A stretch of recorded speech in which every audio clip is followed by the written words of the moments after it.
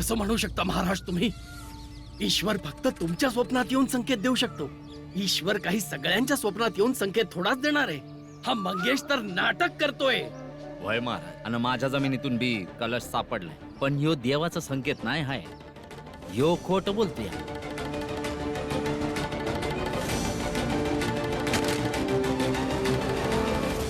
महाराज, आमच्या जमिनीचा विचार सोडून द्या महाराज.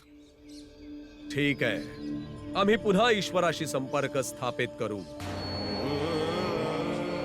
आणि त्यांना तुझी समस्या सांगू. बघूया ईश्वर काय म्हणतो ते.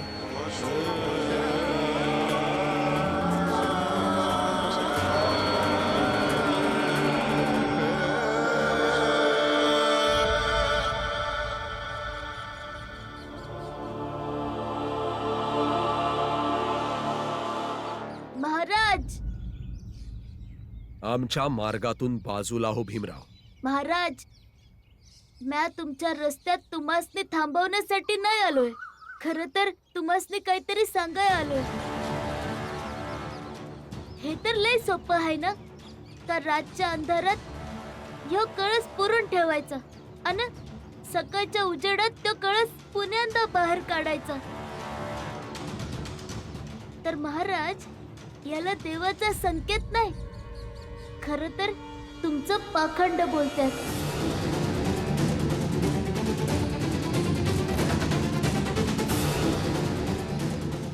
जे आज तुमच्या भक्तानं चायवाल्या काकानं ओळखलं आहे, उद्याच्याला समद्या साताऱ्याला समजल.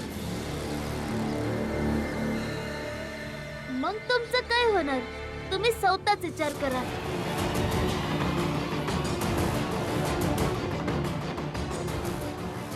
आता जा महाराज, पण विचार नक्की करा. जा. सरक बाजूला हो.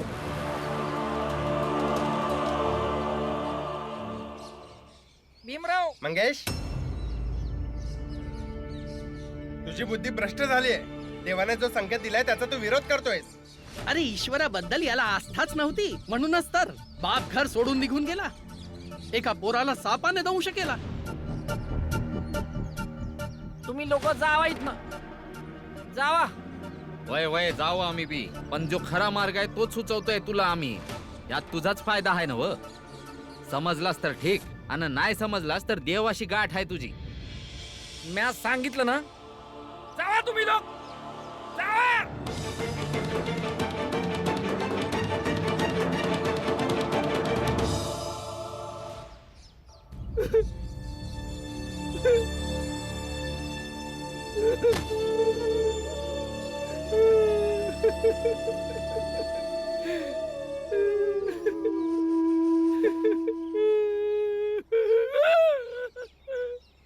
तुम्ही रडू नका काका, तुम्ही शांत व्हा.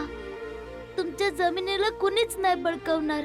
म्या या करता नाही रडत आहे का माझी जमीन कोणी घेऊन घेईन.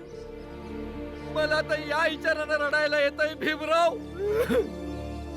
हे जे लोक होते ते सगळे आमच्या समाजाचे लोक होते, आपल्या गावामधले होते.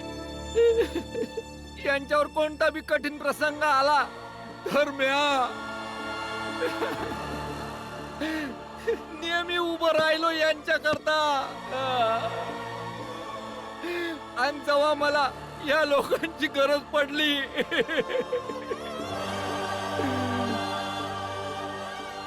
कोणी उभं नाही राहिलं माझ्या करता, कोणी नाही. दुःखी नका होऊ काका. कोणत्या बी मान्यतेला डोळे बंद करून मानणारी लोक गर्दीचा भाग असतात, आणि गर्दीमध्ये स्वतःचा विचार नसतो. ते तर फक्त कुणा दुसऱ्याच्या विचाराच्या माग शर्यतीसारखं पळत असतात. आणि तसं बी गर्दी एका व्यक्तीला घाबरवण्याचा प्रयत्न करत असते, जसं तुमच्या संग करतायत. पण काका, हिम्मत ठेवा, मी तुमच्या संग आहे. बरोबर बोलतोय तू, एकदम बरोबर बोलतोय भीम. मी आज पतूर तुला कधी बी समजू नाही शकलो.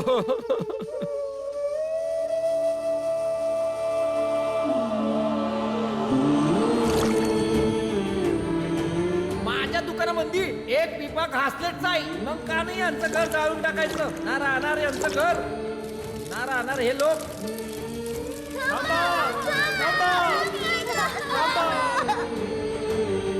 मला थोडस पाणी द्या ना, नाहीतर माझी आई मरून जाईल. तू गुडघ्यावर बसून जा, तुला मिळेल पाणी. भीमराव, एक बोलू का? वय, बोला ना काका.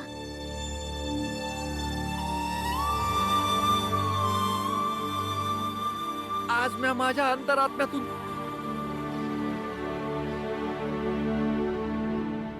तुला खरंच लई धन्यवाद देतो.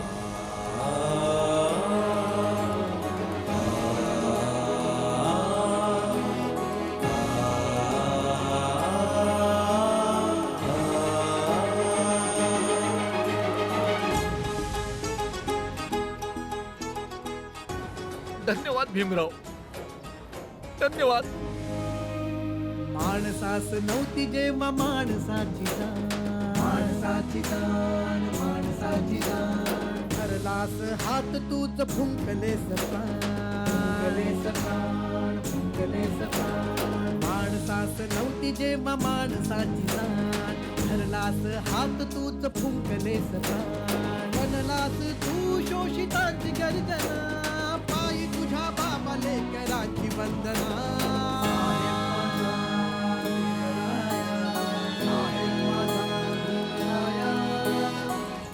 रामजी, रामजी, रामजी, मी तुला सांगू नाही शकत की आज मी किती आनंदी आहे. काय झालं पुरंजन? एवढा आनंदी कशासाठी आहेस? रामजी, आज ते झालं जे याआधी आज तागायत आपल्या समाजात कधीच नाही झालं. आज स्पृश्य जातीच्या एका माणसाने, चावाल्या मंगेशने आपल्या जातीच्या भीमरावला धन्यवाद म्हणाला रामजी, आणि ते सुद्धा हात जोडून. मी तुला सांगू नाही शकत की मी किती आनंदी आहे. मी खूपच आनंदी आहे रामजी, खूपच आनंदी आहे.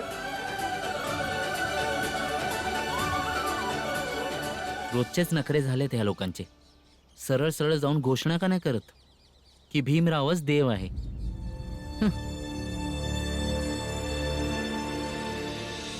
या माणसाला झालं तरी काय आहे?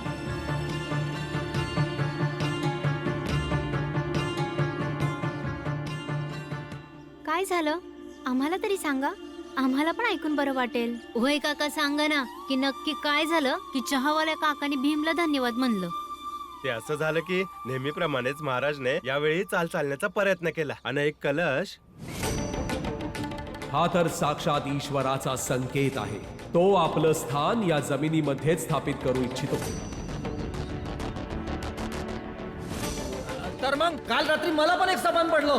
देवानं मला पण एक संकेत दिलाय, दाखवतो तुम्हासनी. शेठजी, पंडितजी आणि ही समधी लोक तुम्हाला त्यांची जमीन देतील. जर होय तर मग पुढे बोला, नाहीतर परत माघारी जा. म्हणून चहावाल्या मंगेशने भाऊक होऊन भीमरावला धन्यवाद म्हणाला रामजी. पुरंजन, धन्यवाद फक्त भीमला नाही बोलला, खरं तर त्याच्या विचाराला बोलला आहे, ज्यामध्ये माणूस मैत्री, शत्रुत्व, आपलं दुसरं, वरिष्ठ कनिष्ठ हे समज विसरून माणुसकी आणि न्यायाला समजात वर ठेवतो. त्यासाठी लढतो. आणि मला अभिमान आहे का भीम माझा पोरगा आहे आणि त्याचे असे विचार आहेत. होय, आपण सर्वांनी मिळून त्याचं अभिनंदन केलं पाहिजे. मी तुम्हा सर्वांच्या जातीची तर नाहीये, पण जाणू शकते की तुम्हाला हे ऐकून किती आनंद वाटत आहे.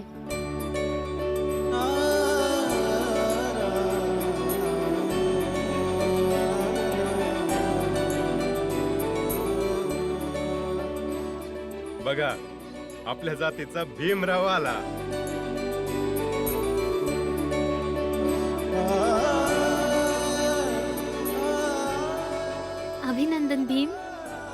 आजचं जेवण तू माझ्या घरी जेवायचं.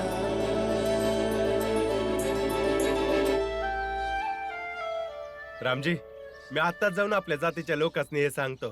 त्या लोकांना हे ऐकून लय आनंद होईल. नाही पुरंजन, या घटनेची जी दुसरी बाजू आहे ती लोकांना जाऊन सांग. म्हणजे म्हणजे भीमने समदे भेदभाव पुसून चायवाल्या मंगेशची मदत केली. भीमचं प्राधान्य मदत करायचं होतं.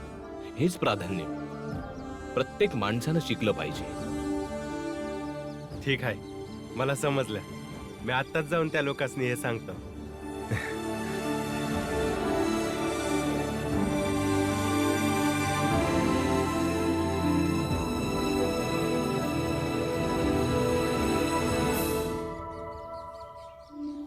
भीमबाळा, तुला आता जास्त काळजी घेतली पाहिजे, कारण या वेळेला महाराज कपट कारस्थान नक्की करत.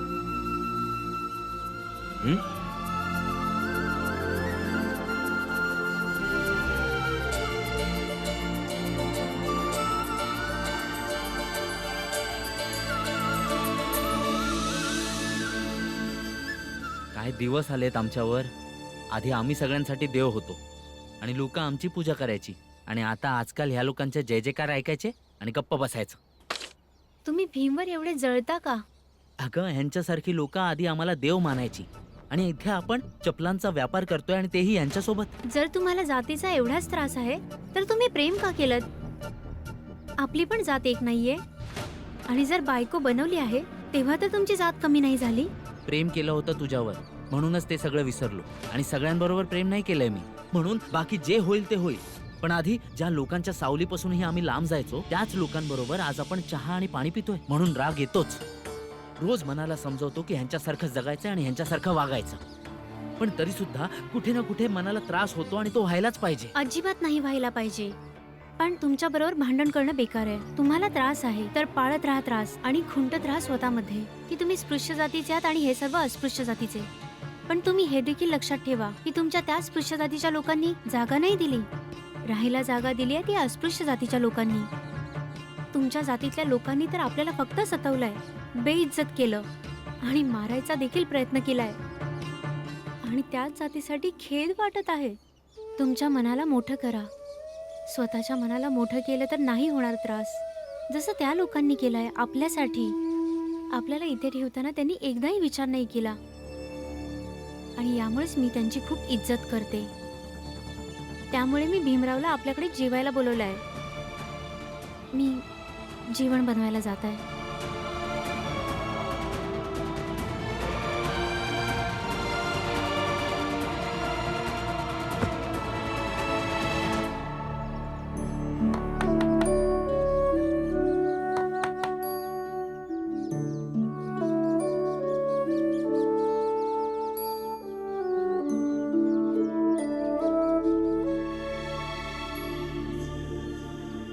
संदेश, समदे बूट आणि चपलानं कितीची कमाई झालीये समजली. कारण आपल्या ह्या असल्या व्यवहारामध्ये पारदर्शकता गरजेची असते. समद्यासनी माहीत पडलं पाहिजे का कितीची कमाई झाली आहे ती. होय काका.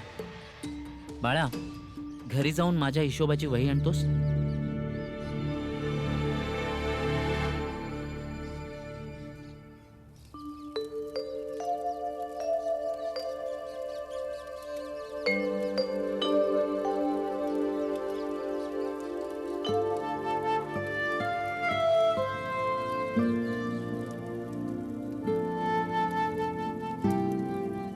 भीमराव, अजून खातोस थोडं? नाही, खाऊन खाऊन माझं पोट भरलं आहे. आता एक घास बी नाही खाऊ शकत. ठीक आहे. भीम, ताट राहू दे. नाही, तुम्ही माझ्या परीस मोठ्या जातीचा आहेसा, आणि मी तुम्हाला माझं खरकट उचलून नाही देऊ शकत. भीम, मी माझी जात केव्हाच सोडली आहे, आणि मला वाटतं की सर्वांनी आपल्या जातीच्या भिंतीला तोडून टाकावं. वय, मला बी हेच वाटतं, पण तुमच्याकडनं माझं खरकट ताट नाही उचलू शकत. तुम्ही प्रत्येक गोष्टीत माझ्या परीस मोठे आहे. ठीक आहे, पण धुवू नकोस. फक्त बाहेर ठेव, मी धुवून घेईन. ठीक आहे.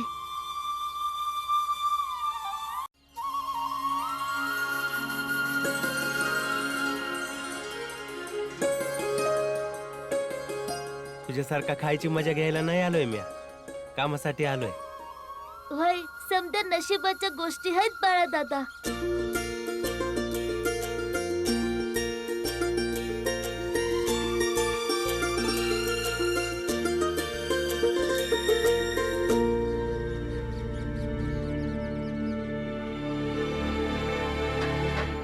राणी, काय आहे? संदेशजींनी वही मागितली हे सोप करण्यासाठी.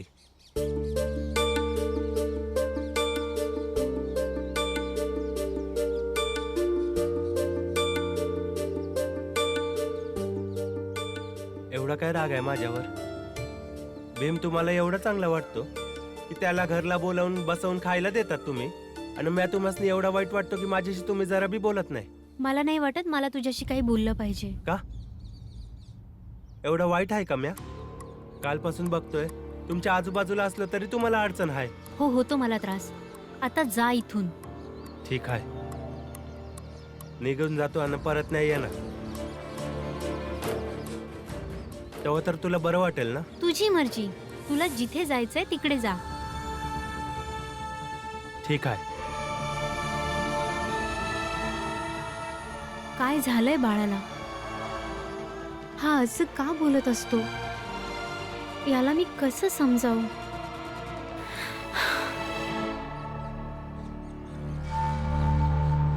तर मग काल रात्री मला पण एक सामान पडलं.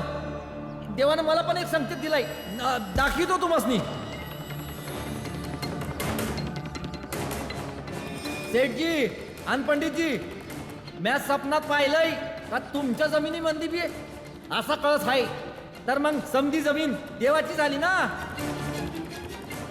हे तर लय सोपं आहे ना. तर रातच्या अंधारात ह्यो कळस पुरायचा आणि सकाळच्या उजेडात तो कळस बाहेर काढायचा. याला देवाचा संकेत नाही, तुमचं पाखंड म्हणतात. तुम्हा सगळ्यांच्या उपस्थितीत देखील तो चहावाला मंगेश त्या अस्पृश्य जातीच्या भीमरावाकडे मदत मागायला गेला. पहिल्यांदाच एखाद्या स्पृश्य जातीच्या माणसाने अस्पृश्य जातीच्या भीमरावाकडे मदतीसाठी हात पसरले असतील, त्याच्या समोर हतबल झाला असता. विचार करा काय लाज राहिली तुमच्या जातीची. लाजेने तुम्हाला कुठेतरी जाऊन मेलं पाहिजे. काहीतरी केलंच पाहिजे. धडा शिकवायला हवा. त्या चहावाल्या मंगेशला समजलं पाहिजे की धर्मापासून भरकटण्याची शिक्षा नक्की काय असते. महाराज, मंगेशने जेही केलंय अत्यंत चुकीचं केलंय. आमच्या समस्त स्पृश्य जातींचा अपमान केलाय त्याने, आणि या अपमानाचा दंड त्याला नक्कीच मिळेल. माझ्या दृष्टीने तर हे पाप आहे, पाप. अगदी बरोबर बोलतायत पंडितजी महाराज. महाराज, जर तुम्ही म्हणत असाल तर त्या मंगेशला उचलून खाडीत फेकून देतो.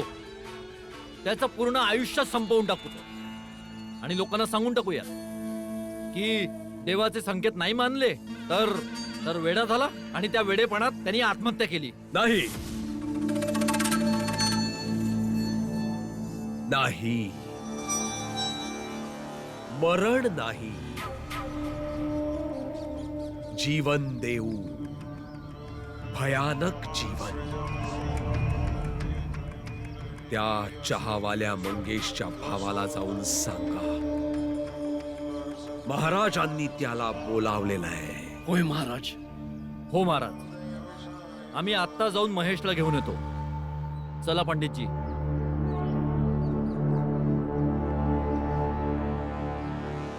मंगेश, तू एका अस्पृश्य जातीच्या माणसाकडे मदत मागू जात, धर्म आणि ईश्वराचा अपमान केलायस, आणि याची शिक्षा तुला अवश्य मिळेल.